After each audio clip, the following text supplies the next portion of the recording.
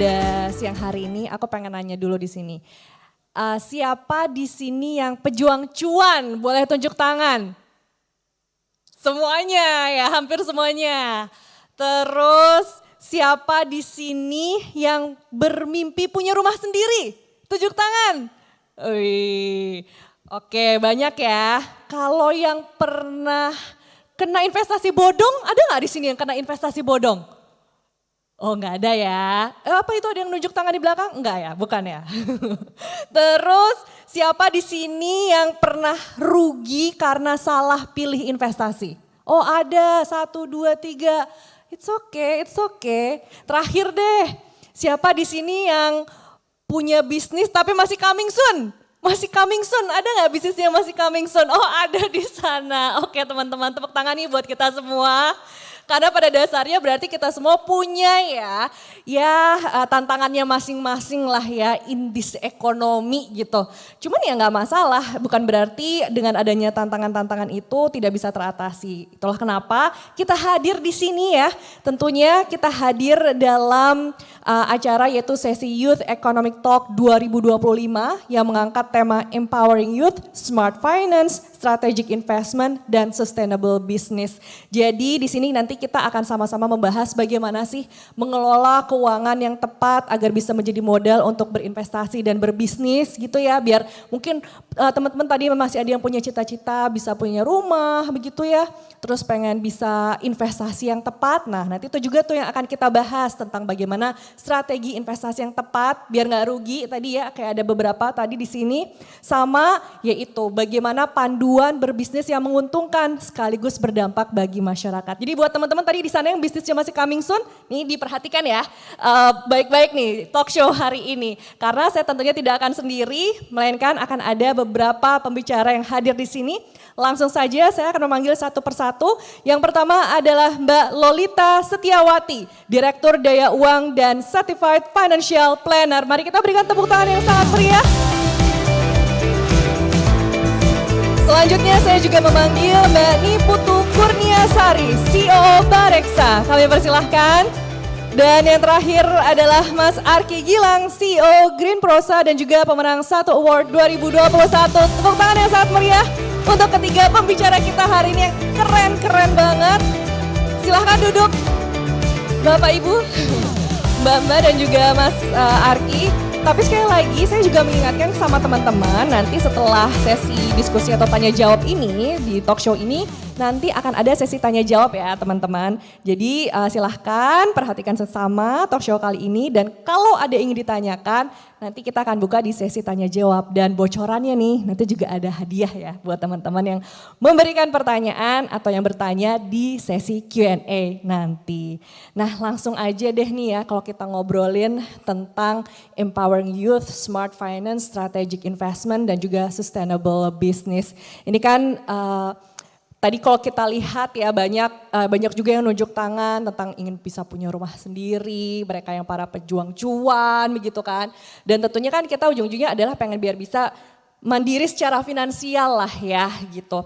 Cuman tadi masih banyak juga mengalami kesulitan dalam mengelola keuangan. Kayak tadi mungkin juga masih ada bisnis yang coming soon, masih ada yang mengalami kerugian karena investasinya mungkin salah investasi juga gitu kan. Tapi juga di sisi lain ada yang pengen berbisnis masih coming soon ya mungkin karena masih ada tantangan-tantangan itu gitu kan. Nah sebenarnya dengan adanya tadi dinamika-dinamika atau fenomena seperti itulah ya situasi indis ekonomi ini kira-kira apa sih akar masalahnya gitu. Mungkin aku bisa dimulai dari Mbak Lolita dulu ya seperti apa. Oke, makasih Mbak Rizka. Ini akar masalah apa nih? Yang masalah nggak bisa punya rumah atau dari rugi investasi? Untuk kita biar dari secara pengelolaan keuangannya terlebih dahulu secara umum. Oke, secara umum ya. Nah, jadi kalau untuk generasi muda nih masih banyak yang muda-muda pasti ya di sini ya. Umumnya adalah pertama literasi keuangannya belum cukup, masih kurang. Itu satu. Mencari sumber untuk bisa belajar tentang financial planning, personal finance itu terlalu overwhelm mungkin karena terlalu banyak informasi di luar sana, terutama sekarang setelah ada media sosial ya. Jadi banyak sumber-sumber dari luar sana yang masuk ke kita dan kita tidak bisa menyaring yang mana yang benar gitu. Nah, mulai dari itu dulu. Jadi pilih sumber untuk belajar literasi keuangan yang benar itu yang mana. Karena banyak ya influencer-influencer keuangan tapi mungkin tanpa kompetensi yang cukup. Nah, itu mungkin teman-teman harus menyaring ya. Nah, sekarang sumbernya banyak. Seperti OJK sendiri sudah buat namanya LMS-ku, itu adalah portal untuk belajar literasi keuangan dan itu free ya, kita tinggal sign up aja. Kemudian misalnya contoh kalau belajar investasi, saham juga ada, banyak sumbernya dari IDX atau Bursa Efek Indonesia pun sudah ada. Nah, pastikan mencari sumber yang tepat gitu. Kemudian yang kedua adalah mindset keuangan masih perlu dipupuk nih sejak kecil. Nah, mindset itu apa sih? Mindset itu adalah sikap atau bagaimana kita menghadapi suatu situasi ya tertentu khususnya masalah keuangan. Jadi gini nih, saya ada cerita nih, boleh ya cerita sedikit aja pendek. Saya ada klien one on one gitu, seorang perempuan usia 35-an, penghasilannya sebulan besar nih, sekitar 85 juta. Tapi kartu kreditnya ada 11 dan 8 dari 11 macet. Ya. Terus saya tanya, ini kenapa kok bisa macet gitu? Oh, saya biasanya membayar semua pakai kartu kredit. Misalnya nih, pengeluaran bulan ini pakai kartu kredit, kemudian tagihan dari kartu kredit di bulan awal Desember itu dibayar pakai gaji bulan Desember. Begitu seterusnya. Jadi dia hidup dari kartu kredit. Uang yang diterima bulan depan itu untuk bayar untuk utang kartu kredit bulan ini. Begitu terus ya, lama-lama mungkin dia keberatan bayar karena makin membengkak, akhirnya banyak yang macet.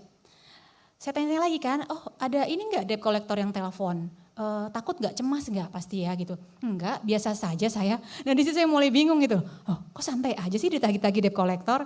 Nah, saya gali lagi lebih dalam, ternyata memang situasi keluarganya dari kecil itu biasa ngutang. Bapak ibunya menganggap berhutang itulah hal yang biasa. Nah, ini dia, mindset itu dibentuk dari kita kecil, dari keluarga ya, orang tua, lingkungan, sekolah, dan itu yang membentuk saat kita dewasa. Kalau dimulai dengan cara seperti contoh satu klien saya tadi, tentunya pas dewasa dia sudah terekspos, utang adalah hal yang normal gitu. Kalau saya nggak ngambil utang kayaknya hidup itu nggak lengkap gitu kan ya. Makanya akhirnya dia memakai kartu kredit untuk biaya hidup. Nah, mindset ini bisa berubah kalau kita mulai dengan pelan-pelan merubah kebiasaan ya. Jadi membangun kebiasaan yang baik sedikit demi sedikit.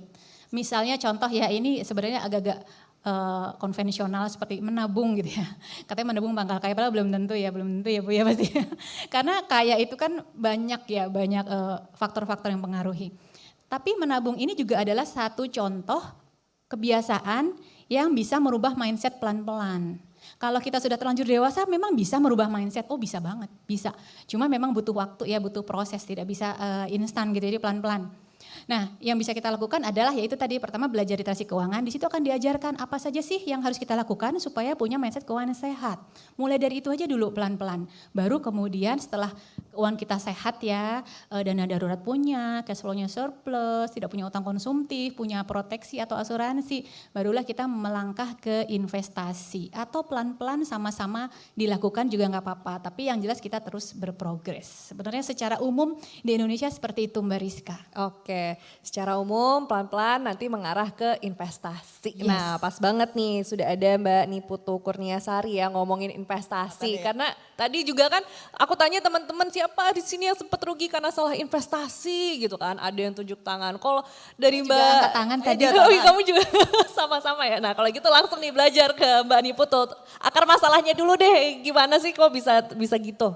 Ya oke, untuk saya bisa menjelaskan lebih gampang tergambar, boleh dibantu, saya ada sedikit slide ya. Nah boleh di slide selanjutnya. Kenapa kita bisa mindset awalnya salah? Karena biasanya yang pertama kita masuk investasi itu mindsetnya udah, oh kalau investasi itu pasti jadi kaya. Dan sekarang lebih ini lagi dengan adanya sosmed, investasi bikin kita bisa jadi crazy rich. Ini yang mendorong adanya FOMO culture di di kehidupan kita masing-masing. FOMO culture itu dibutuhkan karena kita juga perlu ada motivasi kan. Kalau kita berinvestasi nggak ada motivasinya juga nggak jadi kepengen juga. Tapi yang salah adalah ini mau arahnya kemana? bukan berarti investasi nggak bisa jadi crazy rich juga. Nanti mungkin di pertanyaan selanjutnya saya bisa jelaskan. Kemudian yang kedua yang membuat mindset kita salah, boleh next slide. Yang kedua adalah hopeless. Hopeless itu dalam arti, ini contoh ya, salah satu brosur rumah. Di sini tulisannya harganya sudah 1,8 miliar. Terus di situ dilihat lokasinya strategis. Wah, berarti kalau kita kan mikirnya lokasi strategis di tengah-tengah kota gitu ya. Kalau misalkan ini di Jakarta gitu. Ternyata kalau saya search websitenya, ini di Sawangan. Ada yang rumahnya di Sawangan? Saya Bekasi. Oh yes, udah tahu kan perjuangannya kita. Nah, di situ saja itu 1,8 miliar. Akhirnya banyak orang yang ngerasa udahlah nggak terjangkau. Akhirnya ya udahlah hidup juga cuma sekali. Masa muda juga, saya juga cuma sekali. Gak usah lah disimpan-simpan. Ini aja saya senang-senang sendiri aja sekarang. Yang nanti ya udahlah nanti saya juga udah hopeless dari sekarang. Itu bikin mindset investasi. Akhirnya kan jadinya nggak punya akhirnya. Yang tadi kenapa nggak punya rumah. Oke, next lagi. Yang ketiga, ini juga masalah, termasuk saya juga mengalami hal ini, sandwich generation. Sandwich generation tuh kalau ditanya invest tuh jadi satir. Kita cengir-cengir aja, invest. Boro-boro, yang ada kakak udah ngeraung, adek udah ngeraung. Udah itu kakak, ininya juga anaknya dia juga ngeraung juga. Gitu kan, jadi boro-boro invest.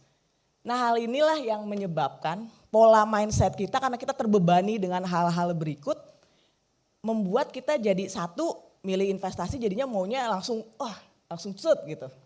Karena kan jadinya saya pengennya investasi itu mengatasi semua masalah hidup saya. Terus juga yang kedua juga ada yang udah tadi hopeless aja udahlah. Karena hopeless akhirnya ya tadi bertumpuk tadi seperti yang Mbak Lolita sampaikan. Dari dulu juga orang tua saya udah ngutang mulu. Ya kalau sekarang juga saya dan sampai sekarang pun orang tua saya ternyata masih hidup dan saya juga masih bisa berdiri. Berarti kalau saya mengikuti hal yang sama udahlah. Yang penting saya senang-senang dulu. Atau yang tadi ya udah nggak sempet, udah nggak benar-benar bisa mikir karena saya juga udah diminta sana sini. Nah itu yang menyebabkan kita menjadi salah memilih di awal. Padahal di awal itu adalah langkah satu stepping penting kita untuk sampai akhir. Bukan berarti kita pasti akan selalu benar. Gitu. Tapi kalau misalkan sudah yang penting niatnya dulu, niat awalnya itu sudah salah. Makanya kita kalau di Muslim ada niat ya. Jadi kalau niat awalnya salah, itu susah memperbaikinya. Tapi kalau niat awal udah benar, tapi dalam lika-likunya kita ada salah jalan sedikit, itu kita tetap masih bisa diluruskan. Nah ini yang nanti kita akan bahas lagi gimana caranya agar stepping awal kita itu benar. Yang pertama tadi kalau kita mau masuk kita harus percaya bahwa masalah yang terjadi di diri kamu, itu kan tadi kan 3 hal tadi kan ada masalah, itu sebenarnya terjadi di semua orang. Jadi itu bukan kasus unik hanya terjadi di saya sendiri. Gitu sih Mbak. Oke, nanti kita bahas lebih dalam ya biar bisa untung gitu dalam berinvestasi. Tapi kan tadi kalau kita sudah bisa mengelola keuangan, uang juga hanya bisa buat investasi, bisa juga investasi buat buka usaha gitu kan ya. Dijadikan modal usaha. Nah Mas Arki nih, tadi sebelah sana banyak yang katanya bisnisnya masih coming soon Mas Arki. Kira-kira apa ya Mas Arki ya? Akar masalahnya nih kalau kita udah punya ide bisnis tapi kok gak jalan-jalan gitu bisnisnya. Silahkan Mas Arki. Ya, makasih Mbak Rizka. Jadi memang banyak yang kayak gitu ya. Jadi kita sekarang tuh jadi berangan-angan, jadi bercita-cita, jadi cuman hanya sampai di sebuah cita-cita gitu ya. Jadi sebenarnya sama sebetulnya cuman dalam terminologi berbeda ya teman-teman. Jadi ketika kita bicara, oh aku mau bisnis A, aku mau bisnis B. Sebenarnya yang paling penting dari teman-teman apalagi yang dari muda itu menganggap yang pertama teman-teman investasikan itu modal awalnya adalah yang semua orang punya itu waktu. Bagaimana kita menginvestasikan waktu kita untuk menjadi sesuatu yang produktif. Gitu. Salah satunya adalah, wah bisnis tuh kita ngonsepin apa segala macam bla bla bla, bagaimana financial planningnya, bagaimana proyeksinya bla bla bla bla. Padahal nanti ketika jalan buyar semua. Di evil in the detail nantinya. Kalau bisnis ya, jadi memang ada terminologi yang berbeda ketika misalnya kita berplanning untuk berinvestasi, mungkin faktornya kita banyak yang bisa kita baca. Tapi ketika berbisnis ini kadang yang nggak kelihatan nih banyak banget. Jadi menurut saya memang ya kenapa kita harus takut, apalagi teman-teman yang memang sekarang kan banyak ya teman-teman yang berpikirnya jadi ya udahlah daripada pusing jadi full time child aja, S1 beres jadi S2 deh, bingung mau ngapain, S2 beres S3 deh, bingung mau ngapain ya. Soal itu sih ya maksudnya kenapa kita nggak coba ketika memang resikonya minim seperti investasi ya. Resikonya minim cuman diri kita sendiri ya cuman meresikokan diri kita sendiri, just start it gitu. Hanya mulai saja. Toh saya mungkin ini company yang kelima ya, perusahaan yang kelima, saya ketemu akhirnya final model bisnisnya ketika sudah jalan. Karena terlalu banyak parameter di dalamnya yang tadinya saya pikir secara teoretikalnya, oh ini parameter yang jadi fix, ini yang variabel bla bla bla, buyar semua. Jadi paradigma itu, pemikiran-pemikiran itu yang paling penting teman-teman ketika terlalu lama dalam proses planning bagus. Memang saya pun ke tim juga berpikir bahwa kalau teman-teman gagal dalam persiapan, ya bersiap ini adalah persiapan untuk gagal gitu kan. Cuman di sisi itu memang banyak parameter ketakutan-ketakutan, apalagi teman-teman yang masih muda-muda, sebenarnya resikonya masih minim banget. Kalau teman-teman start ketika sudah berkeluarga, sudah punya anak, udah wah itu lebih crowded lagi di pikiran kita. Jadi berinvestasilah ketika teman-teman yang pertama gunakan waktu itu sebagai instrumen investasi awal yang produktif buat teman-teman. Kuliah juga investasi untuk diri sendiri. Sebelum kita investasi ke Bareksa, ke teman-teman yang lain, ke platform, investasi ke diri sendiri dulu. Dan ketika gagal itu juga investasi. Itu pelajaran yang luar biasa gitu. Jadi itu juga investasi untuk kita belajar dalam posisinya sebagai pengusaha. Jadi kalau menurut saya jangan ini ya, jangan takut untuk memulai. Yang penting tahu tujuannya, visinya di situ seperti apa, jalan gitu. Planningkan dengan baik, sesampainya planning itu sepengetahuan teman-teman aja dengan beberapa faktor yang teman-teman pelajari, jalan gitu. Gitu. Oke, itu tadi ya mindsetnya harus berani gitu ya, harus memupuk rasa keberanian itu. Oke, tadi kita udah ngomongin tentang mindset yang harus ditanamkan. Kita sekarang masuk ke langkah praktikalnya deh gitu ya. Kan tadi misalnya cita-cita ada yang pengen punya rumah, pengen bisa berinvestasi, buka usaha gitu atau berinvestasi yang lainnya. Tapi kan kita sebagai pejuang cuan dari gaji yang ada ya dengan pengeluaran indeks ekonomi tadi ya yang lagi serba mahal gitu. Gimana ya ngelola keuangannya nih Mbak Lolita? Oke, ya jadi mulai dari mana dulu ya. Nah pertama mindset itu memang tadi penting, matching ya saya sama Pak Arki tadi ya. Satu, kedua jangan hanya planning aja, tadi berarti kayak tinker ya, think tanknya aja tapi eksekutornya nggak ada ya. Mulai aja dulu, nah itu juga penting. Itu satu. Kedua tadi saya mau komentar sedikit ya tentang tadi yang komentar-komentar dari Ibu Putu dan Pak Arki. Tadi Ibu Putu bilang soal oh ya udahlah YOLO aja. Habiskan apa yang kita punya sekarang kita nikmatin gitu ya. Itu sama istilahnya dengan lipstick effect ya. Lipstick effect mungkin ada yang pernah dengar, itu adalah sikap seseorang yang karena situasi kayaknya saya nggak bisa beli rumah nih, nggak mungkin lah dengan gaji sedikit tipis di atas UMR untuk bisa beli rumah gitu ya. Ya udah habisin aja buat jalan-jalan, buat konser gitu ya, buat ngopi setiap hari. Nah itu namanya lipstick effect. Jadi belanja lipstick aja lah, intinya seperti itu. Nah, pertama mungkin yang harus dipikirkan adalah step-stepnya ya. Kalau kita membicarakan tentang mengelola uang, itu mulai dari apa sih? Percuma kan kalau kita belajar kelola tapi kita nggak punya uangnya, betul ya. Jadi harus punya sumber, iya betul Pak.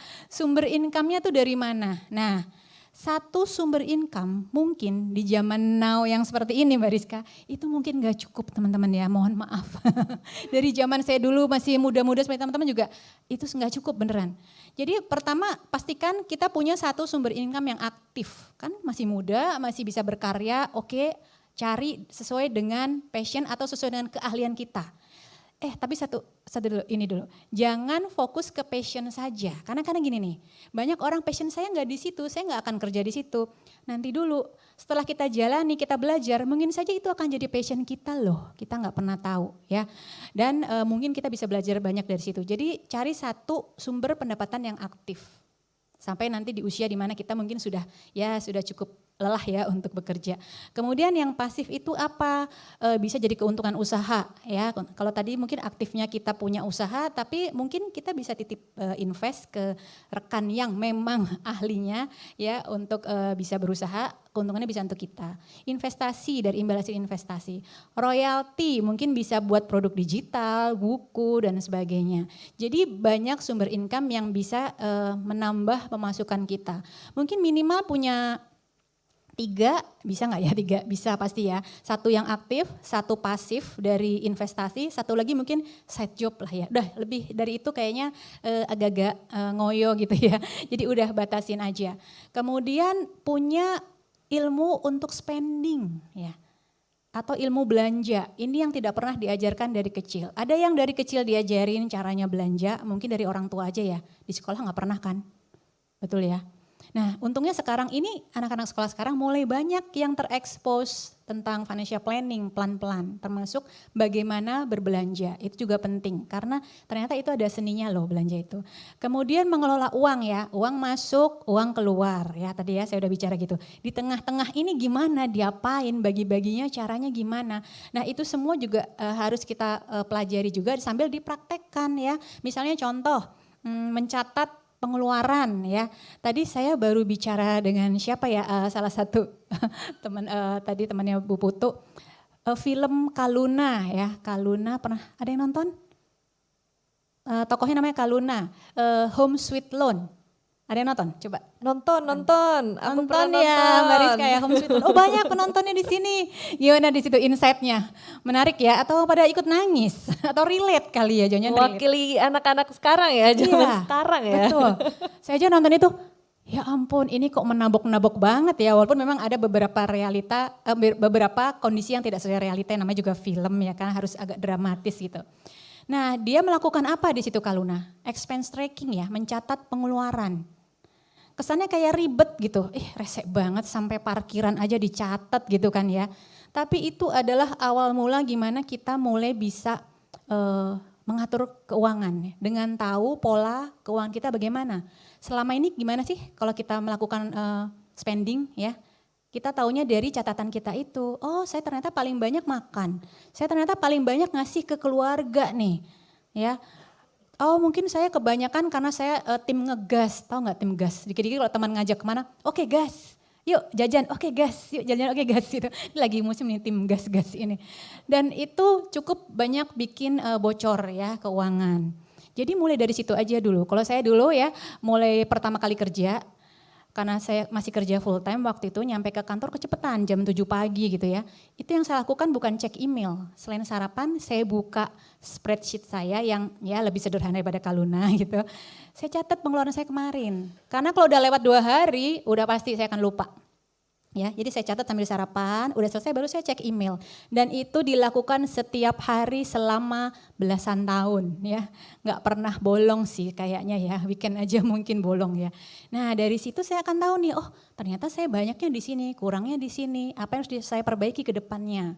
Dari situ baru saya bisa bikin budget atau anggaran untuk bulan-bulan berikutnya, begitu. Nah ini satu lagi adalah terkait expose media sosial ya, mungkin teman-teman sering dengar, oh umur 25 harus punya uang 100 juta gitu ya. Umur 30 harus udah punya rumah sendiri. Aduh itu kayaknya jangan dijadikan standar ya teman-teman ya. Saya sendiri baru punya rumah pribadi umur 35. Padahal saya sama suami sama-sama bekerja dan sama-sama punya penghasilan yang ya cukup pasti stabil gitu. Tapi umur 35 baru punya. Kenapa? Karena saya nggak mau asal beli. Rumah itu adalah salah satu pembelian terbesar dalam hidup ya. Kedua apa dana pendidikan anak ya, untuk yang sudah punya anak itu besar banget pasti, sama dana pensiun ya. Jadi rumah adalah pembelian terbesar, itu harus dipikirin baik-baik karena nggak seperti beli baju. Kalau nggak pas, nggak pantas bisa dikasih ke orang atau ditukar atau dihibahkan, di pre-love. Rumah kan nggak semudah itu ya. Saya nggak suka ternyata tinggal di sini nggak enak. Contoh misalnya Sawangan tadi, ternyata jauh capek ya udah jual aja. Emang gampang jual rumah? Enggak kan ya. Jadi saya membeli rumah itu bener-bener memang mencari yang memang saya akan tinggali dalam jangka waktu panjang, dan kalau beli dengan KPR itu adalah komitmen jangka panjang gitu. Pastikan kita memang secara mental dan finansial sanggup menghadapi tagihan ya yang datang setiap bulan gitu. Nah itu enggak, jadi keuangan itu enggak cuma masalah uang tapi juga masalah mental juga harus disiapkan ya itu. Nah kemudian barulah kita berpikir masalah investasi kalau memang kita sudah bisa mengelola keuangan dengan baik. Ya. Apakah bisa berjalan sama-sama? Oh bisa sekali, tapi mulailah pelan-pelan. Bukan berarti mulai pelan-pelan, saya penghasilan masih segini, mana sanggup nabung gitu kan ya. Pengeluaran banyak. Kalau itu diniatkan dari awal saat penghasilan masuk ke rekening kita niat nih harus bisa invest 500.000 sebulan. Itu bisa kok, dari awal langsung disisihkan aja 500.000 ke mana aja, dimanapun teman-teman memang nyaman dan paham investasinya ya, ingat ya, nyaman dan paham. Jadi bukan ikut-ikutan, bukan FOMO gitu. Mulai dikit aja dulu. Eksekusi itu penting karena kita akan tahu feel-nya ya. Tadi Bu Putu sudah sebutkan. Saya mencoba hampir semua jenis investasi. Rugi pernah ya beberapa kali, tapi di situ saya belajar. Saya akan tahu, investasi A cocok buat saya, B tidak cocok buat saya. Kalau saya sudah coba, baca teori aja nggak cukup. Jadi harus sambil jalan, tapi pastikan kalau memang resiko yang tinggi, dikit-dikit aja dulu dan kita siap kehilangan uang itu ya. Pakai uang dingin, uang yang memang tidak akan digunakan dalam waktu dekat. Supaya kalau kehilangan kita nggak terlalu takutnya jadi mutung gitu ya.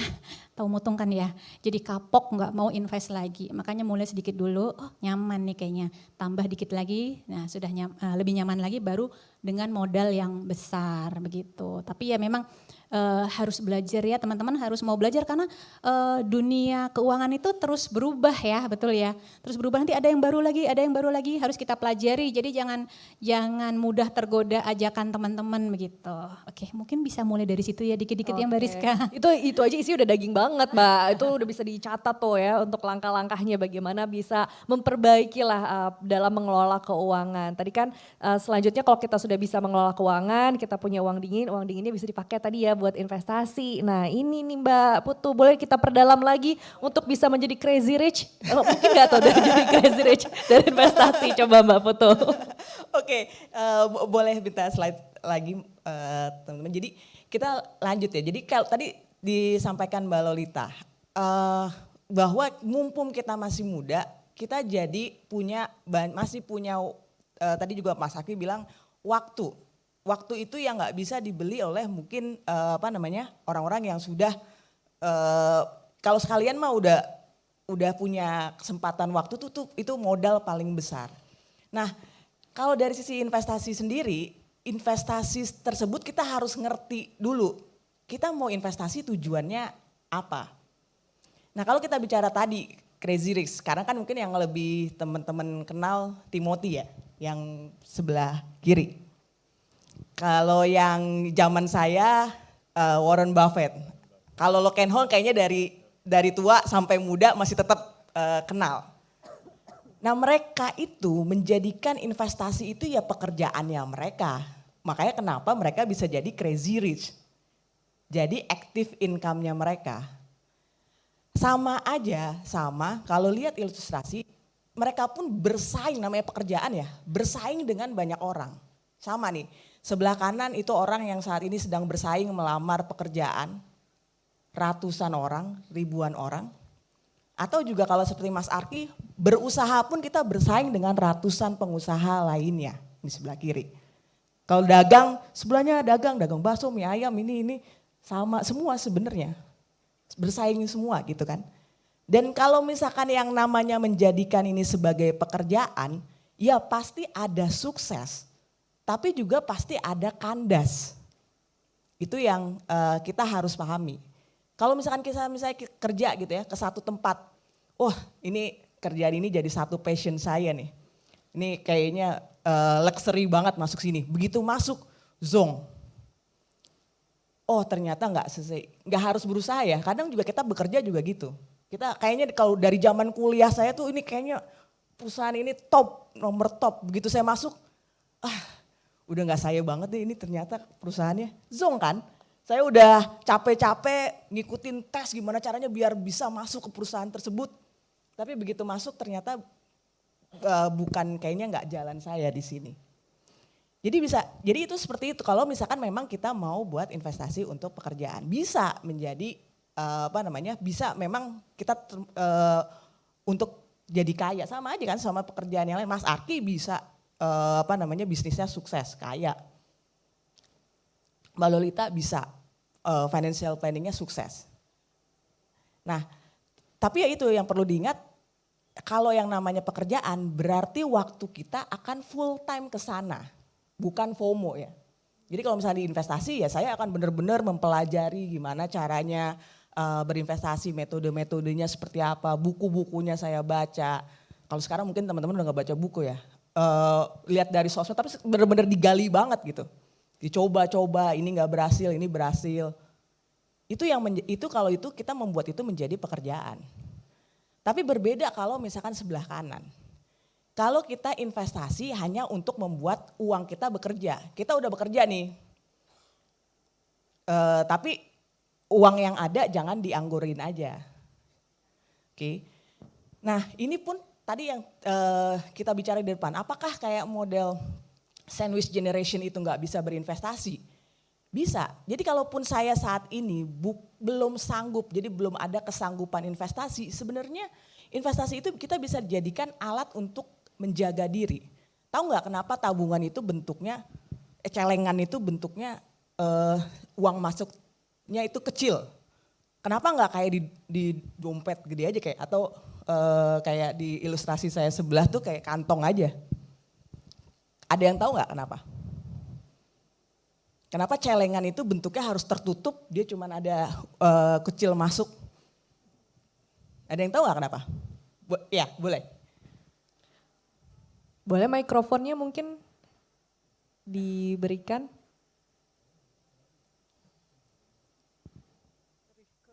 Ya, tadi yang di belakang tuh. Di belakang. Saya Sri dari Politeknik Negeri Bandung, Kak. Kalau menurut saya sendiri kenapa bentuknya itu kecil, karena dari si bentuknya itu tuh bisa membuat kita nggak mudah buat ngambilnya gitu. Terus juga kan dari susah memasukkan dan susah mengeluarkan, jadi membuat kita nilainya tuh tertahan di dalam satu celengan dan di wadah itu.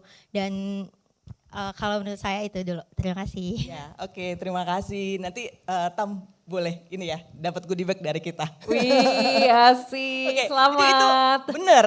Kenapa celengan tuh bentuknya begitu? Biar kita susah ngambilnya. Jadi kalau misalkan misalnya saya sekarang sandwich generation, saya invest itu tuh jangan cari tujuan mau dapat imbal hasil yang gede. Ya gimana kan? Jadi akhirnya kalau kayak gitu ya jadi kenanya investasi bodong. Saya invest 1 juta, saya maunya dapatnya 1 juta juga. Ya kalau 1 juta 6% ya kecil banget, tapi jangan dilihat imbal hasilnya kalau misalkan kita memang belum di kemampuan investasi. Tapi lihatnya saya jadi uang itu menjaga saya agar saya nggak pakai terus. Saya diketawain ya sama teller bank kalau lagi ngeprint, saya ada kebutuhan untuk ngeprint transaksi keuangan. Bu, kok ibu nggak pernah naruh duit ya Bu di bank ya Bu? Iya, karena saya begitu gaji masuk, ya saya langsung masukin ke reksadana pasar uang. Reksadana pasar uang itu kan bisa kapanpun ditarik. Liquid dan relatively paling aman di antara semua produk investasi gitu. Tapi kenapa saya taruh ke sana ya? Bisa aja sebenarnya saya taruh di tabungan. Fungsinya bukan saya mau cari imbal hasilnya. Imbal hasilnya nggak beda-beda jauh kok sama produk perbankan. Saya cuman fungsinya adalah biar saya susah ngambil duitnya. Walaupun pasti habis juga. Jadi misalnya contoh misalnya saya masukin 5 juta. Ya 5 jutanya itu pasti bakalan saya tarik sampai habis. Tapi kalau nariknya susah, masih memiliki kemungkinan ada sesisa 100.000 kayak 200.000 gitu. Dibandingkan kalau saya taruhnya itu di taruhnya itu di tabungan, di ATM, apalagi sekarang udah ada ya kris. Kalau payment tuh semua berpikir terbalik dibandingkan dengan nabung dan investment. Sebisa mungkin tuh duit keluar dari pocket kita, itulah. Jadi gampang sekarang kris. Dulu susah harus kartu debit.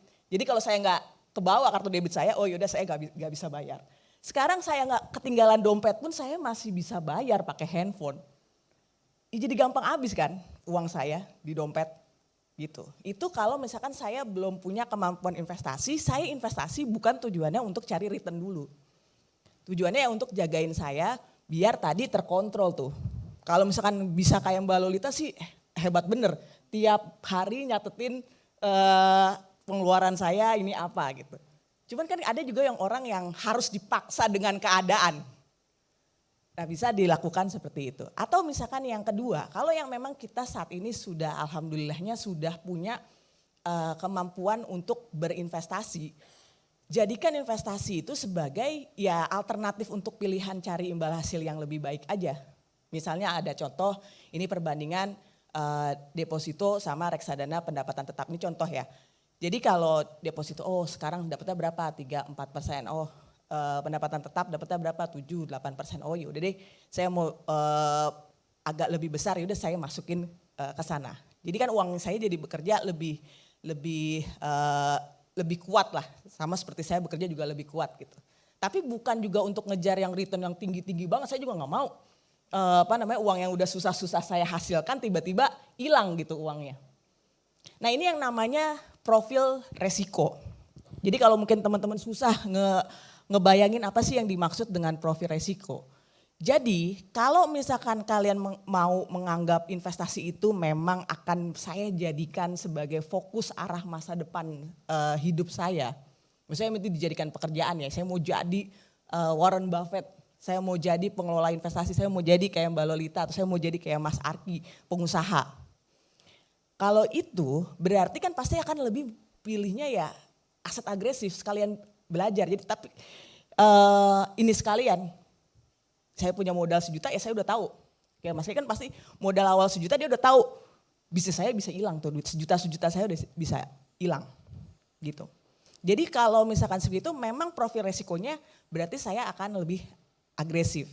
Tapi kalau saya hanya investasi itu saya bukan mau kerja di bidang investasi. Passion saya guru, emang saya pengennya jadi guru aja gitu.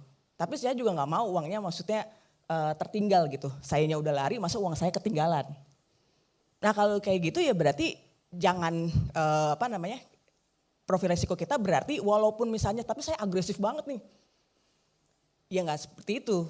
Walaupun saya agresif, tapi kalau misalnya saya menganggap investasi saya hanya untuk second jobnya, bukan second job malah juga aktif kan. Misalnya hanya untuk passive income-nya saya, ya itu tetap lebih ke arah konservatif moderat. Seagresif-agresifnya saya itu ke moderat. Nah itu untuk lebih memudahkan mengilustrasikan apa sih profil resiko gitu. Jadi kalau teman-teman misalnya saya tuh passionate banget kopi, saya mau jadi pengusaha kopi, terus tiba-tiba main aset yang resikonya, berinvestasi di aset yang resikonya tinggi itu udah salah. Itu udah salah mindset dari awal. Begitu rugi bilang investasi bohong, bodong, rugi gitu. Padahal kitanya yang dari awal juga salah. Kalau misalkan saya mau yang agresif ya saya harus waktu saya dedicated 24/7 buat investasi, produk investasi saya gitu. Oke, next satu slide lagi ya sedikit ya. Mengenal produk investasi. Nah, kalau misalkan di textbook kita belajar kan resiko sama sama imbal hasil. Resiko berbanding terbalik dengan imbal hasil. Semakin tinggi imbal hasilnya pasti semakin tinggi resikonya. Nah, tapi kadang-kadang itu jadi membatasi kita. Misalnya contohnya, saya ngerasa saya jadinya nggak bisa agresif nih karena saya nggak mau cari return yang tinggi-tinggi. Akhirnya mungkin saya jadi nggak kepikiran untuk misalnya masuk ke kripto gitu misalnya, atau masuk ke saham. Nggak usah lah saya main saham, oh salah saya main karena udah termindset, oh dua aset itu resikonya tinggi banget. Padahal in reality-nya sebenarnya setiap jenis produk investasi itu ada kuadrannya. Memang ada kuadran yang resikonya rendah, ada kuadran yang resikonya tinggi. Sebagai contoh ya, kalau yang, jadi ini ada 4 kotak, ini kan ya, ada 4 kotak. Jadi yang sebelah bawah nih, kuadran yang di bawah, itu deposito, reksadana pasar uang, SBN. Di kripto pun sebenarnya ada stable coin. 3 di atas saya mungkin bisa sebut risk free lah ya. Tapi kalau stable coin saya tetap kasih asterik, nggak bisa juga dibilang benar-benar full risk. Tapi maksudnya ada yang seperti itu. Ada mungkin teman-teman di sini Gen Z, kalau saya tadi kan masukinnya ke reksadana pasar uang, duit yang memang hari-harianan saya. Ada yang masukinnya ke stable coin. Itu bisa ditarik juga kan kapan aja itu, jadi sama kayak bank saya gitu. Itu yang paling rendah risikonya di antara aset investasi yang lain. Kemudian kalau misalkan saya juga mau yang rendah, tapi jangka waktu saya bisa agak lebih panjang. Kita masuk ke kotak di sebelahnya. Itu ada namanya reksadana pendapatan tetap. Jadi kalau bedanya sama reksadana pasar uang sebenarnya isinya deposito juga. Bedanya adalah kenapa imbal hasilnya jadi kelihatan lebih tinggi dibandingkan dengan kayak masukin deposito sendiri. Karena kita masukin deposito sendiri paling kita cuma masukin 10 juta. Tapi kalau lewat reksadana bareng-bareng bisa jadi 100 miliar. Daya tawar kita ke bank lebih tinggi. Kalau kita masukin 10 juta paling dikasih bank sama, yaudah dah 1%, 2% aja. Tapi kalau misalkan 100 miliar bisa tuh dikasih 3% gitu. Karena ininya kita lebih besar, bedanya cuma di situ aja. Nah kalau pendapatan tetap isinya memang ada sisi obligasi apa sih, surat utang. Mas Arki punya usaha, dia butuh pengembangan usaha, dia yaudah deh saya pinjem sama Mbak Putu bisa nggak? Nah Mas Arki akan kasih itu surat berharganya. Nah itu resikonya masih lebih rendah. Kenapa? Karena saya pasti pegang surat utangnya Mas Arki nih. Kalau misalkan nggak bayar pun saya masih bisa tetap nagih. Beda kalau misalkan yang namanya saham. Nah, saham tuh masuk kuadran yang sebenarnya saham ada di kuadran ini. Jadi kalau saham tadi Mas Arki butuh duit, bukan mau minjem sama saya, tapi kita partneran tuh. Artinya kalau misalkan Mas Arki rugi ya saya juga udah jadi ikutan rugi juga. Kalau tadi kan enggak, saya tetap masih utang. Bahkan di agama kita sampai liang kubur pun tuh utang harus dibayar. Gitu kan. Namanya utang. Nah tapi beda kalau misalkan bagi hasil partner. Ya saya harus mengalami hal yang sama juga sama partner saya. Partner saya berhasil, saya ikut berhasil. Partner saya gagal, saya juga jadi ikut gagal gitu. Tapi kenapa saham dividen saya masukkan di sini? Karena berarti itu perusahaannya relatif sudah stabil. Dia udah nggak cari-cari bentuk lagi. Udah bisa setiap tahunnya konsisten kasih profitnya ke sisi kita. Nah kalau kayak gitu ya kita udah bisa masukkan itu ke produk yang relatif konservatif lah. Seperti itu. Atau kalau di kripto pun sebenarnya ada sekarang, staking namanya. Di staking itu sama sebenarnya kayak surat utang, dipinjamkan, nanti saya dapat pembagian hasilnya. Jadi ada juga ternyata kalau nggak seluruhnya ternyata kripto itu sangat berisiko gitu nggak juga. Walaupun saya bukan ahlinya ya, kalau saya tuh ahlinya di bidang produk-produk pasar modal, tapi ternyata semua produk investasi itu tidak semuanya ini sangat konservatif, tidak semuanya ini sangat agresif, enggak. Kalaupun misalnya kayak kita pengen ngerasain saham juga boleh dong kalau misalkan uangnya emang uang dingin tadi kayak Mbak Lolita, tapi saya bukan investasi untuk bekerja, saya pengen uang untuk bekerja, ya pilihnya saham dividen aja. Lebih bisa tetap dapat hasil yang lebih tinggi, lebih jelas, saya juga masih tetap bisa tidur tenang gitu. Tapi kalau misalkan mau yang agresif lagi ya bisa ke atasnya, ke kuadran atasnya. Saya mungkin karena waktu langsung ke yang kuadran paling resiko paling tinggi aja. Reksadana saham, saham konglo udah naik kelas sekarang namanya. Kalau zaman kita bicara 10 tahun lalu bilangnya saham gorengan. Sekarang kayaknya udah gak mau disebut saham gorengan. Sekarang ininya naik kelas namanya. Namanya udah sekarang saham konglo. Gitu kan. Terus kalau misalkan di kripto mainnya yang meme koin, doge gitu kan. Itu resiko resikonya resiko yang tinggi. Artinya apa? Ini saya lihat jangka waktunya tidak panjang. Jadi kalau main-main kayak gitu jangan jangka waktu dipegang panjang. Jadi misalnya saya main salah satu saham konglo, terus habis itu udahlah saya tinggal ntar juga 10 tahun lagi akan jadi BCA gitu. Ya nggak tahu. Karena itu resikonya belum terbukti sampai ke arah sana. Kalau misalnya kita mau main saham-saham itu, kita mau nebeng ke saham-saham tersebut ya pendek-pendek aja gitu. Jadi gitu. Oke, ya jadi itu pentingnya ya untuk bisa mengenal produk investasi juga gitu biar tahu kira-kira yang mana nih yang tepat buat tujuan dari masing-masing. Tadi kan langkah untuk berinvestasi. Nah kalau Mas Arki kira-kira langkah awal untuk kita biar bisa menjadi pengusaha yang sukses tuh gimana? Biar bisnisnya benar-benar berjalan dan berdampak juga ya. Kalau bicara sukses parameternya kan beda-beda ya Mbak ya. Yang pasti kalau menurut saya pertama memang ya tadi kita memang harus bergerak dan memang tadi betul juga Bu Lolita menyampaikan saya saja saat ini baru mengerjakan yang saya passion setelah ada lebih dari 5 company gitu. Jadi investasi pertama sekali lagi adalah semuanya punya itu waktu. Kita harus spending our time benar-benar produktif. Gimana caranya kita nggak ngawang-ngawang ngablu nggak jelas gitu. Jadi yang pasti itu. Yang kedua setelah kita berpikir waktu kita semua efektif itu kita harus punya purpose, tujuannya yang jelas nih. Tujuannya yang jelas. Cuman biasanya orang yang punya tujuan jelas itu karena kepepet. Karena kepepet.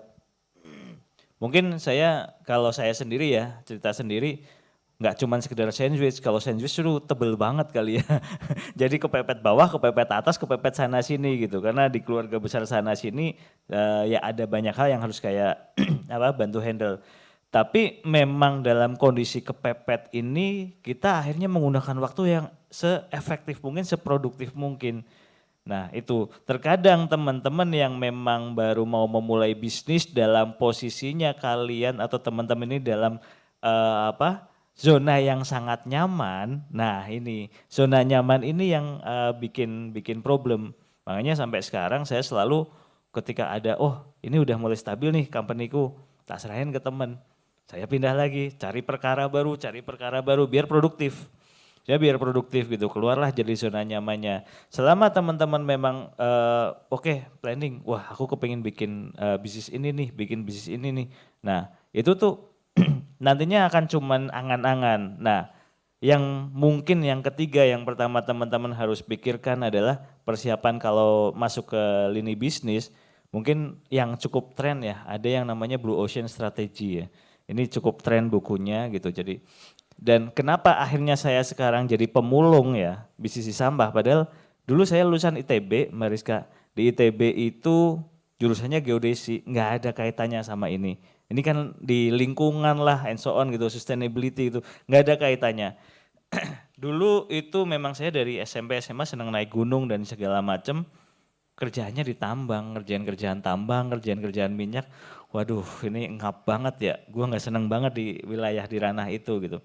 Tapi at some point akhirnya baru sekarang ini. Dan ini memang ngerjain passionnya, seneng gitu. Ngurusin teman-teman pemulung lah, ngurusin dan istilahnya bersihin lingkungan segala macem.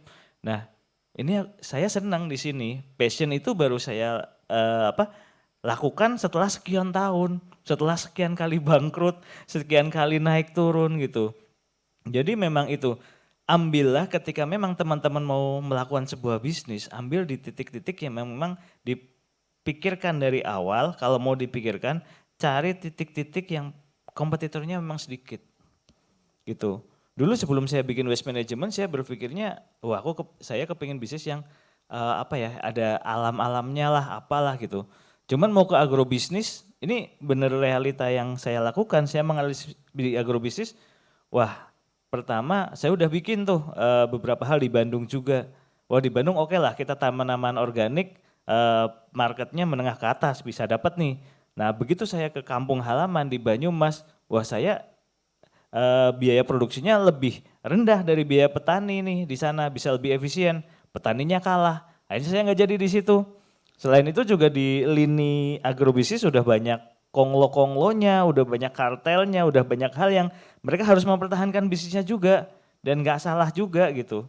Akhirnya saya switch sampai dengan at some point, wah menarik nih ngurusin sampah. Karena sampai kapanpun selama ada manusia pasti ada sampahnya gitu. Selama sudah manusia nggak makan lagi atau manusia nggak beraktivitas lagi, baru nggak ada sampah gitu. Jadi minimal si modelnya atau si bisnisnya akan bertahan. Nah, tinggal bagaimana kita menggerakkan model bisnisnya gitu.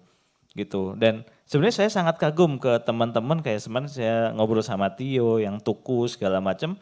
Saya diskusi sama teman-teman, wah kok bisa dia melihat sisi lain atau dia bisa mengembangkan suatu bisnis yang memang udah benar-benar red ocean or dark ocean gitu. Pesaingnya ngeri banget, banyak banget gitu. Nah, di sininya fine tuningnya tuh lebih susah lagi. Makanya kenapa saya main sekarang di lini ini dan saya senang juga. Selain itu juga dalam waktu singkat kita bisa jadi big 3, big 5 di nasional gitu. Cepet gitu. Cepet bisa naiknya. Nah, dan ternyata setelah saya analisis dari awal, tren kedepannya gimana sih? Memang sasaran saya starting ini 2018-19, sasarannya nanti di 2030 malah. Bukan di tahun-tahun ini. Nah ini mulai naik, ternyata pemerintah mulai aware terhadap persampahan. Wah ini blessing sekali buat kami gitu. Jadi ya coba cari fine tuning, cari bisnis-bisnis yang memang cukup aneh, cukup ide-ide baru. Tapi kalau teman-teman posisinya masih sulit, lakukan apa yang kalian ada, yang sudah kalian rencanakan, jalankan aja dulu di situ. Karena teman-teman pasti sama seperti profil investasi. Ketika teman-teman masih single, masih kuliah, itu minim resiko. Lakukan aja dulu gitu. Oke, wah ini berharga sekali ya tips-tipsnya. Boleh kita berikan tepuk tangan untuk ketiga pembicara kita pada hari ini. Sekarang saya buka sesi tanya jawab aja ya langsung ya. Buat teman-teman yang ingin bertanya silahkan nanti sebutkan nama, ingin bertanya dengan siapa dan apa pertanyaannya. Boleh yang memberikan mikrofon tadi siapa yang pertama? Yang di ujung sana ya. Mikrofonnya di mana? Oh ya. Kayaknya yang ujung situ ya tadi ya, pakai kerudung hitam.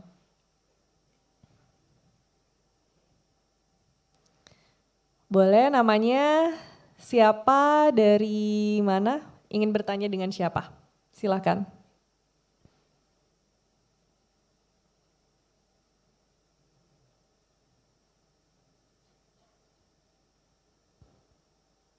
Tes, oke. Baik, perkenalkan nama saya Zahra Aulia. Saya mahasiswa D3 semester 1 dari Lemonial Business School Jakarta Pusat. Dan di sini saya ingin bertanya kepada Mbak Niputu Kurniasari terkait investasi. Pertanyaan saya adalah di tengah kewajiban finansial keluarga dan dengan gaji yang stagnan, bagaimana anak muda dapat menyeimbangkan kebutuhan investasi jangka panjang dengan tanggung jawab ekonomi jangka pendek? Terima kasih. Langsung saja ya Mbak Putu ya untuk menjawab pertanyaan dari Zahra. Iya. Ya, jadi yang pertama tadi sebenarnya Mbak Luli itu udah spill juga sih. Kita ngitung dulu, kita benar-benar semepet itu atau enggak. Jadi kita bedah dulu berapa sih sebenarnya full yang sekarang saat ini pemasukan kita, berapa sih yang benar-benar pengeluaran kita. Karena mungkin bisa jadi setiap bulan memang kita gajinya habis aja gitu. Tapi ternyata enggak, kalau misalnya kita rencanakan dari awal sebenarnya bukan habis dari awal kita, jadi enggak ada prediksi. Mungkin di tengah-tengah tiba-tiba ada apa gitu. Sehingga menyebabkan penghasilan kita bulan itu benar-benar habis aja. Nah, pentingnya tadi melakukan pencatatan biar kita tahu kita benar-benar pengeluaran itu udah benar-benar kita prediksi dari awal ada atau enggak. Karena beda ininya, treatmentnya. Kalau emang benar-benar setelah kita bikin, oh iya memang tiap bulan saya pasti ada pendapatan pasti ini dan pengeluaran pasti ini. Kalau udah benar-benar mentok, habis. Berarti yang kita harus lakukan adalah cari second active income lagi gitu. Karena itu berarti kan udah benar-benar nggak ada ruang. Tapi apakah masih boleh investasi seperti yang tadi saya bilang? Masuk aja, tapi ke yang paling resikonya paling minim, fungsinya hanya untuk mendisiplinkan uang kita. Kita tahu nih nanti di minggu ketiga bakal bantu bayar adik sekolah gitu. Tapi kan itu masih di minggu ketiga. Kan berarti masih saya bisa simpen aja dulu di situ di investasi, nanti begitu berapa hari mau dipakai baru itu dikeluarkan gitu. Jadi fungsinya gitu. Tapi kalau misalkan ternyata di awal itu ternyata mungkin masih bisa ada sisa spare sedikit gitu. Nah itu kamu boleh masuk ke yang kuadran yang agak ke sampingnya. Boleh deh misalkan kalau misalkan ini saya ambil contoh produk investasinya, kita ambil yang reksadana dulu deh ya bicaranya biar gampang. Kalau yang tadi kalau benar-benar udah pack banget ya udah reksadana pasar uang aja. Fungsinya bukan buat cari return, fungsinya buat nahan ini. Syukur-syukur kalau misalkan ternyata di akhir masih ada sisa dikit-dikit, lama-lama emang jadi bukit. Nah kalau yang enggak, yang tadi ternyata masih bisa ada tambahan lagi nih, saya masukinnya ke reksadana pendapatan tetap. Misalnya kayak 5 juta, 500 ribu atau 300 ribu masih benar-benar bisa ada disisihkan nih. 4 juta sekiannya kita bisa masukin reksadana pasar uang, sisanya kita masukin ke reksadana pendapatan tetap. Tapi apakah itu bisa dipakai? Misalnya di tengah-tengah ada apa gitu, tiba-tiba ada kebutuhan apa mendesak. Tapi Anda sudah merencanakan tuh, sudah merencanakan keuangan. Itu proses disiplin itu jadi terbangun dengan sendirinya gitu. Jadi kita mau menyimpan atau enggak itu sekarang tuh bukan enggak sesusah dulu lah. Kalau dulu mungkin ya kalau misalkan mau naruh produk investasi harus 10 juta. Harus ini. Kalau sekarang kan 100 ribu pun bisa gitu ditaruh. Makanya tadi saya bilang sebenarnya taruh aja dulu, jangan semuanya ditaruh di sana. Di satu tempat yang kita gampang ngambilnya lah. Sebenarnya bukan produk ya, kalau mau taruh di situ pun juga nggak apa-apa. Misalnya kayak ribet saya mau taruhnya tetap di tabungan aja nggak apa-apa. Tapi kita harus punya kedisiplinan diri. Bahwa jangan dipakai kalau misalkan tidak pada waktunya. Karena ada orang yang nggak bisa punya hal tersebut. Itu contohnya adalah saya sendiri. Dulu waktu saya masih awal-awal bekerja gitu, bapak saya tuh bingung, uang habis mulu nggak pernah ada sisanya gitu. Padahal masih muda nggak ada, maksudnya ya ngasih orang tua tapi kan nggak segitunya gitu kan. Akhirnya dipaksa karena berarti emang orangnya saya nggak bisa nggak bisa ini kalau nggak di-push dengan keadaan. Dipaksa sama bapak saya, udah dah itu cicil mobil. Karena itu yang paling cicilannya bisa paling kecil karena saya ternyata bukan tipikal orang yang bisa dengan sadar diri nabung sendiri gitu. Dengan keadaan. Kalau dengan nyicil, saya jadi punya utang itu jadi ternyata setelah dipikir-pikir saya jadi punya aset ya setelah cicilan saya lunas.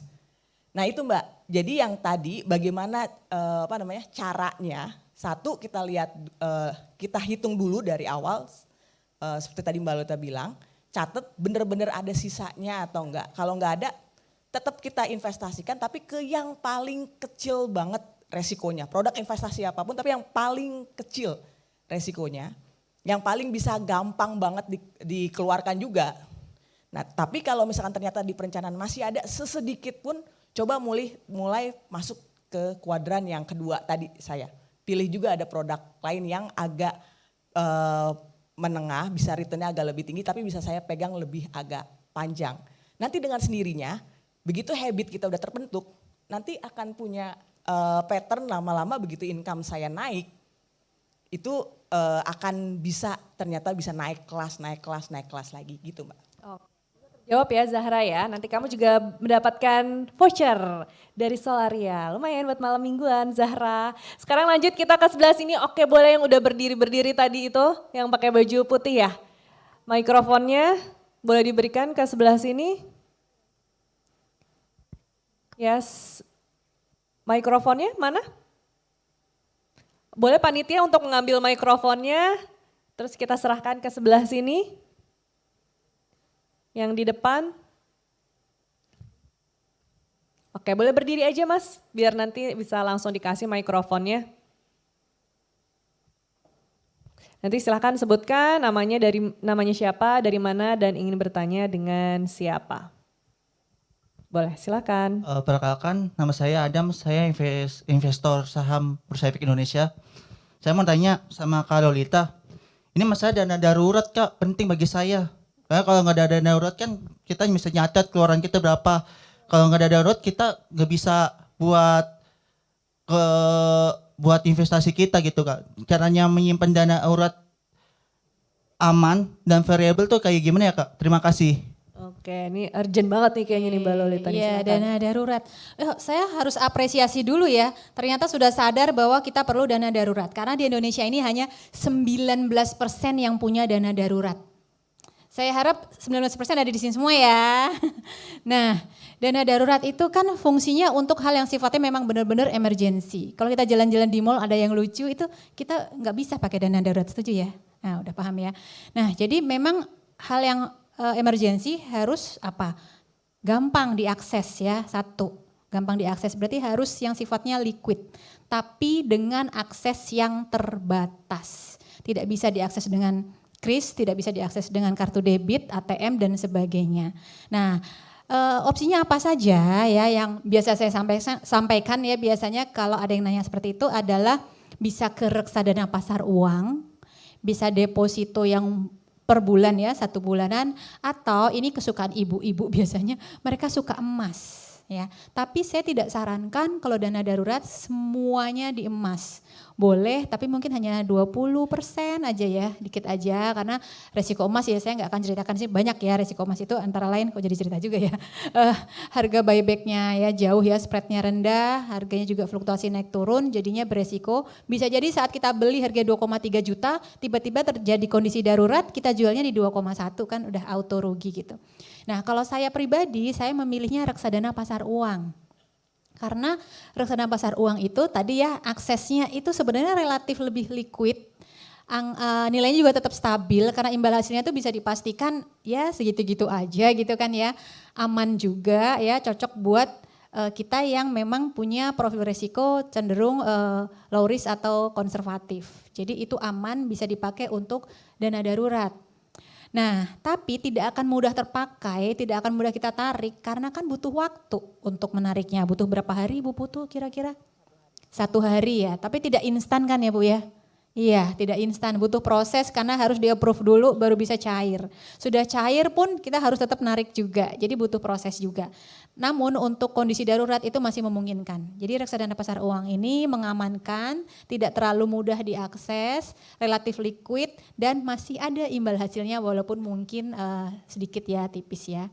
Gimana bisa menjawab Mas? Semoga terjawab ya dan dapatkan juga voucher dari Solaria. Berikutnya, oke yang sebelah sana ya, yang di pojok ya.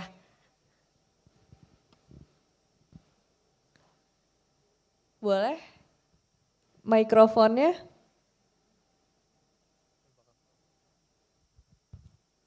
Mikrofonnya di pojok sana nih.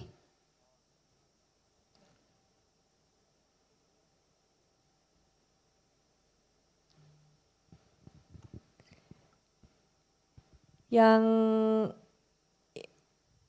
nah coba deh yang mana tuh Mas, ada Mas yang di belakang sama Mbak yang kerudung hitam.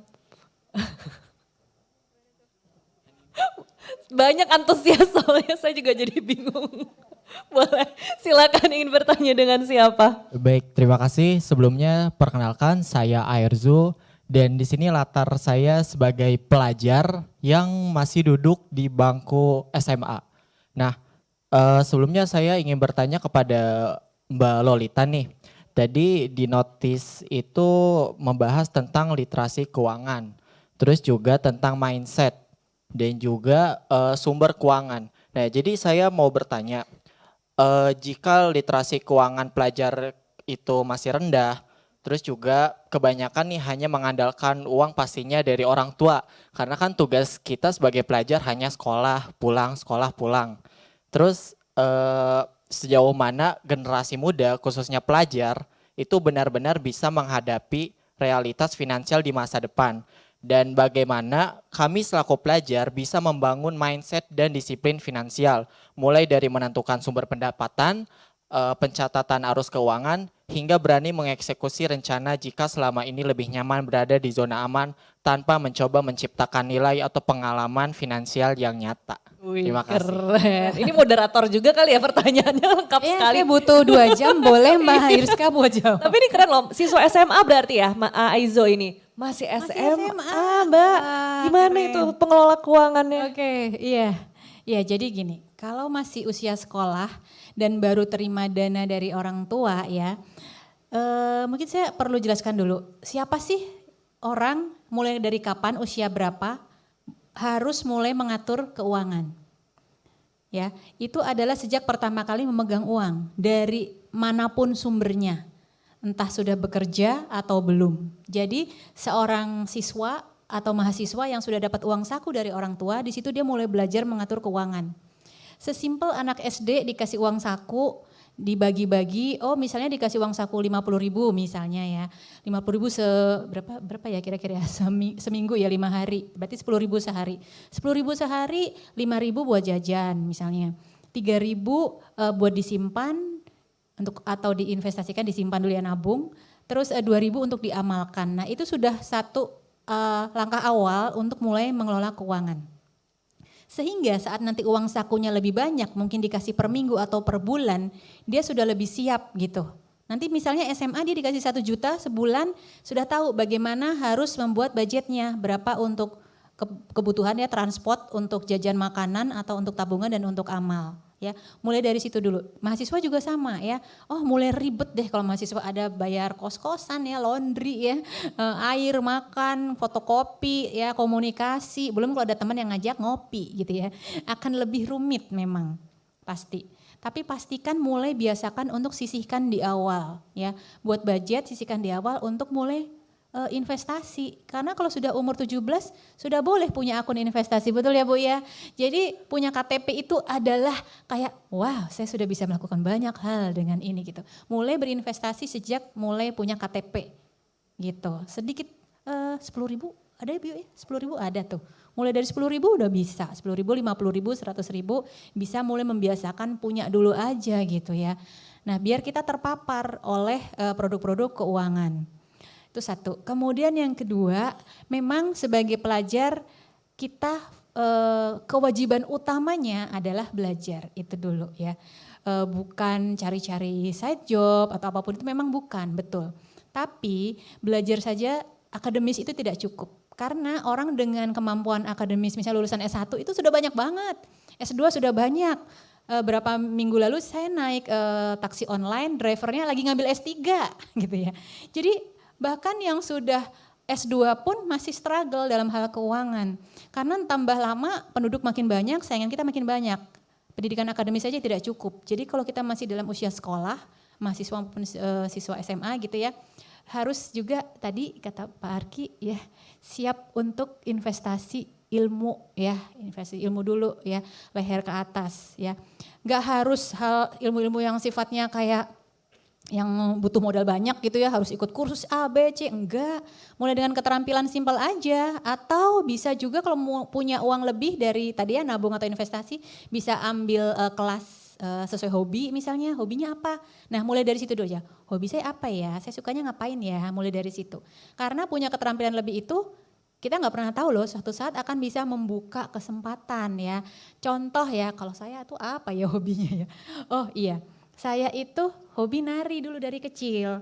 Jadi waktu saat saya ambil dapat beasiswa S2 ke luar negeri, saya bawa aja tuh baju tari saya, kostum sama kasetnya. Dulu masih kaset ya, maaf ya, masih zaman jadul banget.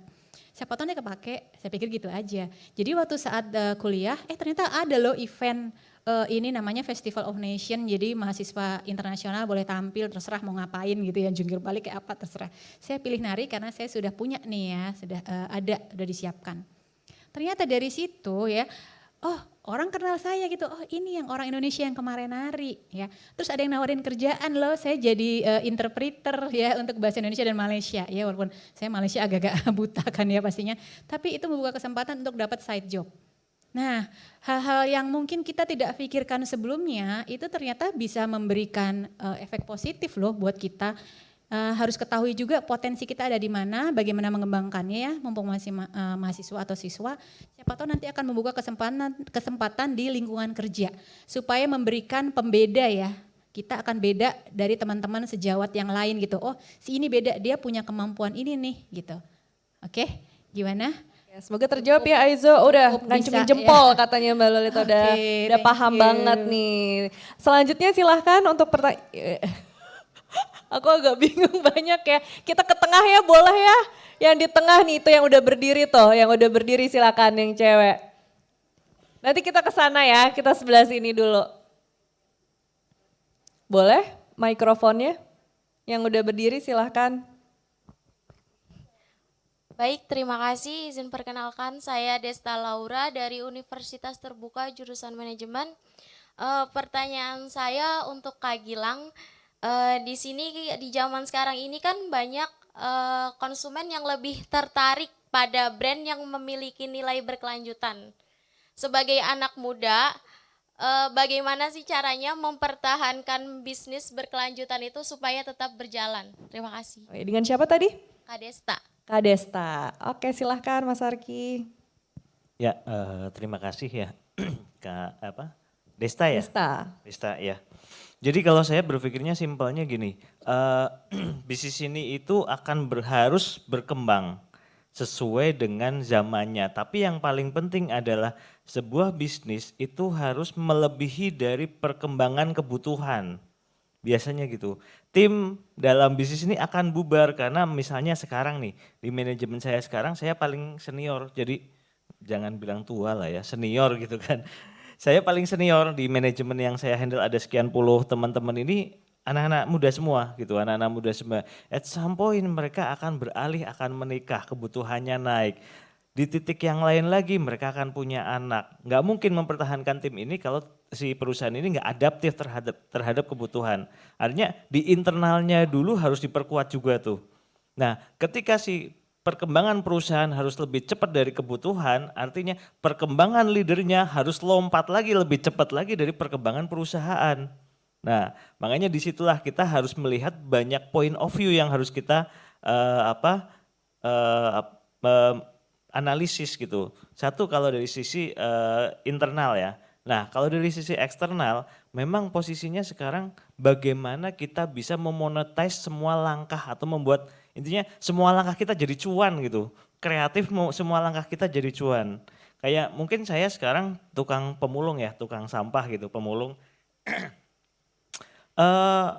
Ternyata saya coba teman-teman yang Gen Z, teman-teman yang di staff-staff saya, coba dong kita kreatif. Bikin paket wisata ke TPA, bikin paket wisata buat milah sampah, mau loh dijual 5 juta. Loh kok ada yang beli, saya juga kadang-kadang nggak masuk akal gitu. Tapi mereka bisa membuat itu sebuah package yang menarik gitu. Artinya tangkap peluang dimanapun di situ ada kebutuhan orang atau ada masalah. Ketika ada masalah pasti ada opportunity nih. Nah disitulah dan selebihnya adalah bagaimana kita membuat setiap langkah dalam proses ini jadi cuan gitu. Jadi dari misalnya proses sekarang saya bikin waste management ini karena memang visi pertamanya saya nggak ingin mengeliminasi pihak lain, nggak mau ngambil rezeki orang lah. Yang kedua harus menimbulkan manfaat gitu. Targetnya itu. Yang ketiga kita harus memang mengarahkan kepinginnya saya, kenapa slogannya kepingin hijaukan bumi dan birukan langit gitu. Jadi yang ketiga ini memang arahnya memang sudah lebih ke arah lingkungan ya. Jadi yang pertama itu ya udah kita mungkin secara company kita lean kecil ya. Cuman kita punya partner banyak. Nah, ketika nyari duitnya gimana? Ya udah karena mitra-mitra ini skemanya mungkin di skema peternakan ada tuh ayam segala macam inti dan plasma. Kenapa nggak kita bikin skema itu? Tapi beda bidangnya gitu. Nah, apalagi sekarang ada potensi lagi yang lain apa? Green Fund itu lagi besar nih, funding di green industry. Karena saya memanfaatkan ketakutan orang. Orang takut semakin sekarang banjirnya gila, semakin panasnya gila. Orang-orang yang konglo duitnya banyak tuh takut. Semuanya orang pasti takut mati ya, pasti takut bisnisnya drop segala macam. Dengan kondisi itu ya sudah pertanggungjawaban atas lingkungan yang kita gaungkan biar mereka mau spending. Udahlah, misalnya satu company A dia adalah otomotif misalnya atau fashion, kan nggak mungkin dia ngurusin sampahnya. Udah deh, gua aja yang ngurusin. Nanti karena ente sudah support kita, ya berarti part of you udah ada di kita, gitu kan. Kita yang bantu untuk mempertanggungjawabkan di lingkungannya. Jadi yang penting setiap langkahnya tuh harus jadi cuan tuh. Jadi, nah habis itu baru invest gitu. Gitu yang kalau dari saya pasti gitu. Jadi yang pertama internal dulu. Kita ngomongin eksternal memang ngeri digempurin sana sini tuh. Bagaimana sustain berat banget. Nah, internalnya ketika teman-teman, saya mengaku ya teman-teman generasi setelah saya kan kayaknya itu yang sekarang-sekarang itu idenya gila-gila dan memang dari snowbox anymore gitu kan. Benar-benar enggak, kita dulu ceritanya ayo kita berpikir out of the box gitu. Yang sekarang berpikir udah nggak ada box lagi nih, lompatnya kemana gitu, random. Tapi kadang saya juga minta, udah deh yang paling random mikirnya, ayo duduk ada yang coba nulis-nulis idenya apa nih yang bisa iniin. Selalu sering kayak gitu. Jadi memang kreativitas penting, tapi di internalnya dulu juga kita harus melakukan dengan happy dan perkembangannya itu harus mengikuti perkembangan si kebutuhannya. Kalau nggak ngikuti perkembangan kebutuhan, pasti udah jadi kutu loncat deh itu. Dan bentuk tim itu susah banget. Bentuk tim yang solid, yang bisa growth bareng itu susah banget. Makanya setiap kali ada saya bikin company, yang saya langsung pertama berinvestasi dari perusahaan adalah SDM-nya. Kita selalu investasi ke SDM. Mungkin ada company yang berpikir bahwa, wah ini buang duit nih, invest ke SDM. Kita ngadain pelatihan segala macam dan sering memang saya yuk jalan-jalan bareng. Misalnya ada, ya kemarin misalnya saya ada beberapa tim di manajemen belum pernah keluar negeri gitu kan. Padahal sampah itu ngelihat habit orang, katanya Singapura bagus, ayo kita jalan-jalan ke Singapura gitu. Jalan-jalan ke sana, ngapain? Ya udah jalan aja ke sana. Nanti kan kelihatan habitnya orang sana seperti apa. Habitnya Indonesia di sana gimana. Jadi punya point of view yang berbeda. Terus kemana lagi? Ayo kita ke sana, ayo kita ke sana. Jadi enjoy aja pengembangannya juga enjoy karena saya maksa, oh teman-teman ini kalian tuh harus ikut workshop gitu, ikuti pelatihan ini, wah bubar itu anak zaman teman-teman yang sekarang gitu, di manajemen saya ya susah banget kalau yang kayak gitu. Jadi kita melihatnya dengan cara-cara yang lebih fun, lebih ya kayak lebih gamifikasi lah kayak gitu. Lebih gamifikasi, kita challenge terus teman-teman, internalnya harus diperkuat. Internalnya growth, perusahaannya akan growth, akhirnya kreativitasnya juga muncul gitu. Dan memang saya mungkin ada beberapa hal yang saya sampaikan ke investasi ya, ke teman-teman yang di manajemen itu, memang rata-rata mereka suka spending ya, apalagi di marketplace. Wah beli. Wadah besok 11, besok 12, udah nih siap-siap standby semua tuh di ini. Cuman saya salah satunya yang saya sampaikan simple. Udah deh, karena dulu saya juga melakukan itu dan gak kerasa ya. Ketika kita belanja ada kadang-kadang yang spending digenepin deh jadi emas. Digenepin jadi ini. Tapi setelah sekian lama, saya kadang-kadang saya review ke teman-teman. Duit kalian udah berapa? Loh, oh iya kok ada duit ya? Kok banyak ya? Mereka nggak sadar. Dari situlah mereka mulai sadar kepingin berinvestasi. Gitu. Mereka sadar kepingin berinvestasi. Dengan posisi yang sama studinya ada satu orang memang dia, wah dia suka di tempat saya. Dia suka makan gitu kan. Wah pokoknya pusing makan, belanja gitu kan, jajan. Yang satu udahlah tak simpen. Pokoknya dipaksain tuh, ngiritnya dipaksain.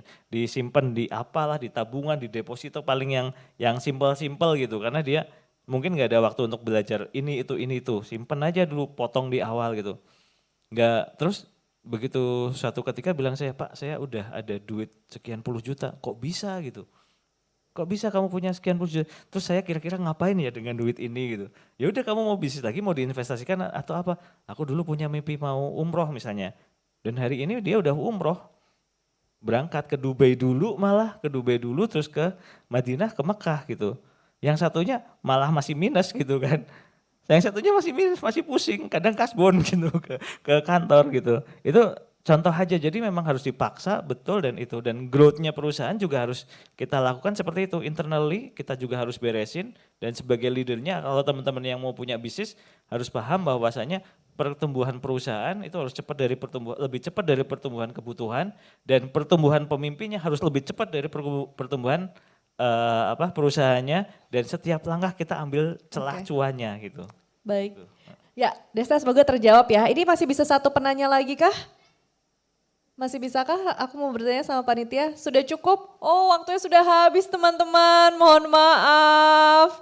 Tapi terima kasih banyak atas antusiasnya. Setidaknya tadi dari insight para ketiga pembicara ini kita bisa mendapatkan benang merah juga ya untuk biar teman-teman tuh jangan pernah berhenti terus belajar mengenai untuk meningkatkan literasi keuangan dalam investasi juga dan juga berbisnis begitu ya. Karena tadi kan juga disebutkan bahwa dengan berkembangnya zaman kita pun juga harus beradaptasi ya tentang bagaimana perubahan-perubahan dalam mengelola keuangan, investasi dan juga berbisnis. Boleh kita berikan tepuk tangan yang sangat meriah untuk ketiga pembicara pada hari ini. Ada Mbak Lolita, Mbak Niputu Kurniasari dan juga Mas Arki Gilang.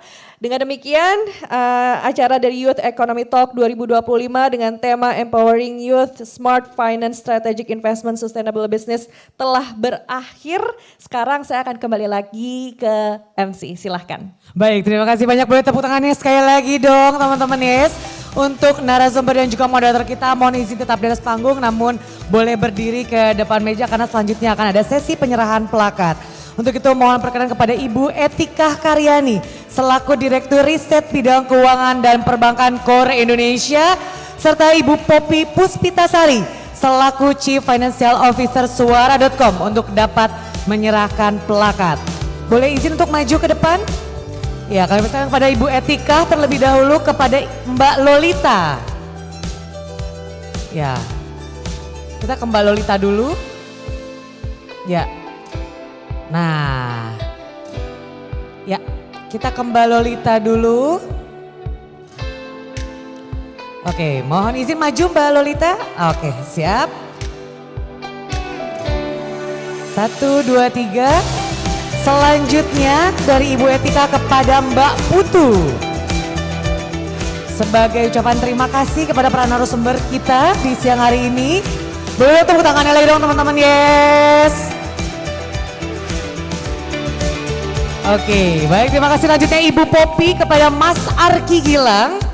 Mohon izin Mbak Poppy. Mohon izin Bu Etika untuk tetap di atas panggung, kita akan berfoto bersama terlebih dahulu. Oke, boleh nih ke Mas Arki, boleh tepuk tangannya dong. Ya, dan terakhir pastinya kita juga akan memberikan plakat kepada moderator kita Mbak Rizka yang akan diserahkan oleh Bu Poppy. Baik, ini terima kasih banyak nih kepada Mbak Rizka ya. Sudah menyempatkan waktunya juga 2 sesi tadi menjadi moderator kita di Youth Economic Talk dan juga tadi Youth Economic Outlook. Baik, untuk foto bersama terlebih dahulu. Bapak Ibu, boleh semuanya melihat? Oh boleh izin maju dulu Bapak Ibu? Iya, biar agak lebih maju, biar lebih jelas dengan backgroundnya ya.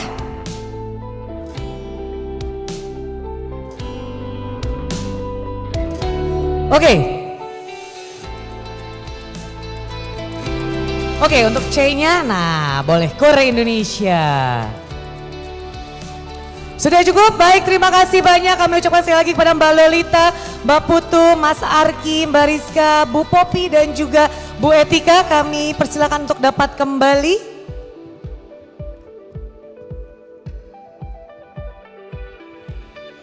Ya, baik, terima kasih banyak. Tepuk tangan dong sekali dong teman-teman, yes. Tadi luar biasa sekali antusiasmenya ya, walaupun masih banyak pertanyaan, mungkin nanti kita bisa ngobrol-ngobrol lagi dengan para narasumber yang pastinya akan panjang nih nanti obrolan kita ya. Oke, buat teman-teman kita tahu setelah ini akan ada acara apa, siapa yang tahu? Ada yang tahu? Nih kalau tahu saya kasih voucher. Langsung. Siapa? Bener banget ya, ada acara Youth Voice Challenge. Nah, coba teman-teman di sini siapa yang ikutan Youth Voice Challenge? Oh, ada juga sebelah sini ada yang ikutan? Ada?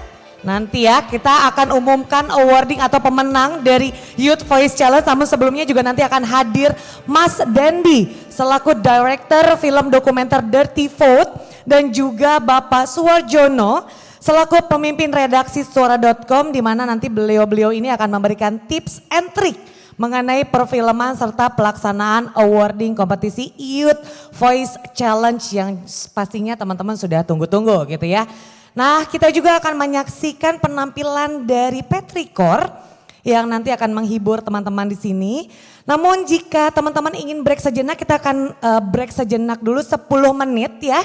Untuk teman-teman bisa melakukan ibadah sholat asar dan juga mungkin menukarkan voucher goodie bag persembahan dari Mayora. Nanti kita bertemu lagi 10 menit lagi, langsung lanjut ke acara Youth Voice Challenge. Terima kasih, sampai jumpa.